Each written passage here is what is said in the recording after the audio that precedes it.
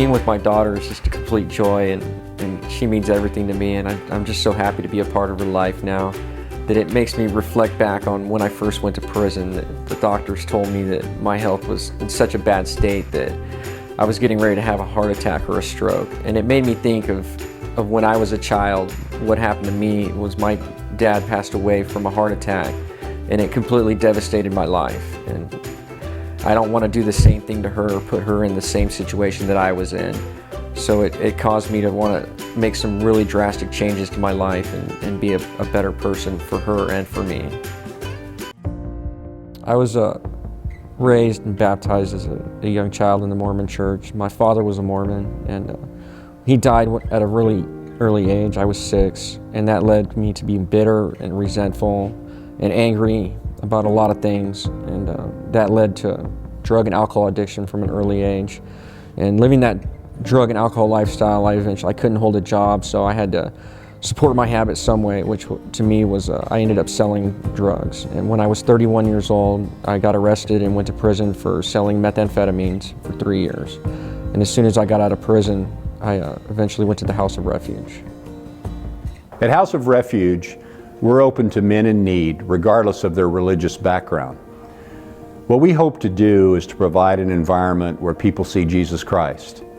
And we want to see that reflected in our staff, in our volunteers, and just the overall atmosphere that we have at House of Refuge.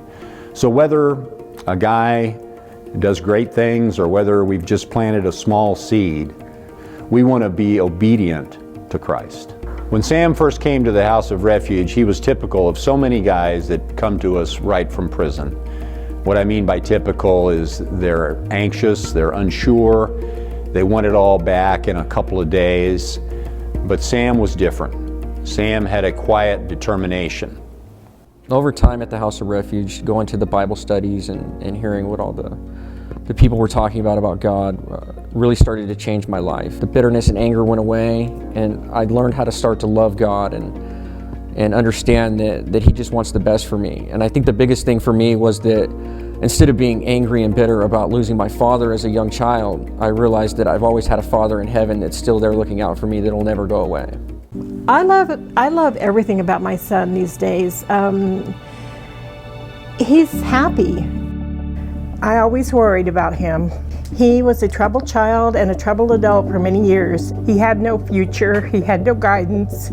I couldn't get anybody to help him. He just struggled.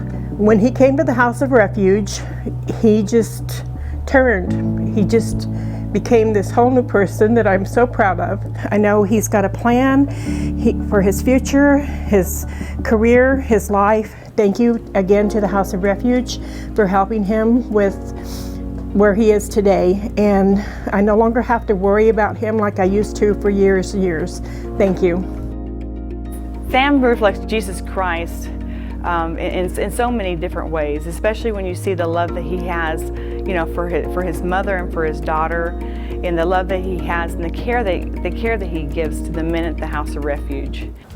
At House of Refuge, we're a family, and we extend that family to all of our residents. They don't all take advantage of it. Sam did, because Sam was transparent, he was available, he was willing, and now he's part of our family.